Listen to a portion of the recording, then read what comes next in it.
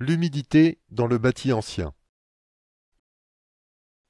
Dans la rénovation du bâti ancien, le point le plus important est la gestion de l'humidité dans les murs. Il faut absolument garantir la migration de l'eau à travers les parois et l'évacuation dans l'air. On va veiller à ce que le mur respire. Si on enferme l'eau dans le mur, on va vers des pathologies graves. La mérule, qui attaque les pièces de bois de la maison et met en danger la structure. Le salpêtre, si les remontées capillaires ne sont pas traitées.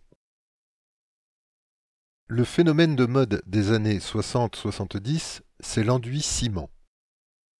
C'est le matériau miracle d'après-guerre. Plus moderne, il cache les vieilles pierres, signe de pauvreté à l'époque, et il tire plus vite que la chaux pendant la mise en œuvre.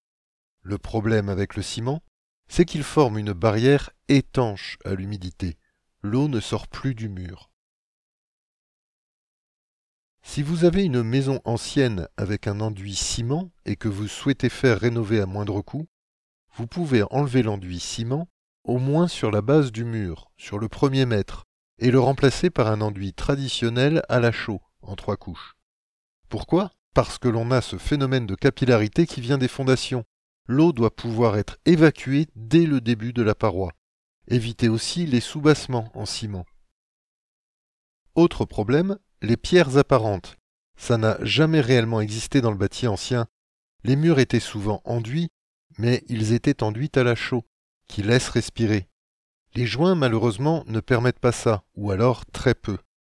L'erreur fatale, c'est l'usage du ciment, qui lui va emprisonner l'eau dans la paroi. Cela va rendre le logement plus humide, et donc accentuer la sensation de froid à l'intérieur. Autre point, un bâtiment ancien bouge, et parfois beaucoup avec le temps et le type de sol.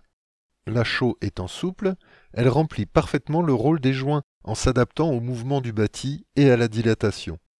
Le ciment, beaucoup plus rigide, va fissurer et augmenter le risque d'infiltration. Dernier point, évitez de boucher les fenêtres de cave et de certains greniers non aménagés.